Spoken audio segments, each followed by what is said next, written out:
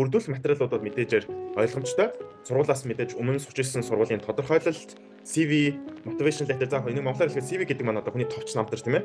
Ямар ирсэн, ямар ажил хийж исэн. За motivation letter гэдэг маань өөрийгөө тодорхойлох загтал буюу би энэ сургуульд суралцсанараа ирээдүйд би магадгүй хаана ажиллаж амьдрахын юу хийх юм ч гэдэг юм уу тийм ээ. Ийм хүн нарийн одоо яг тусалж өгч үнэхээр танаас сургуульд сурмаар байна.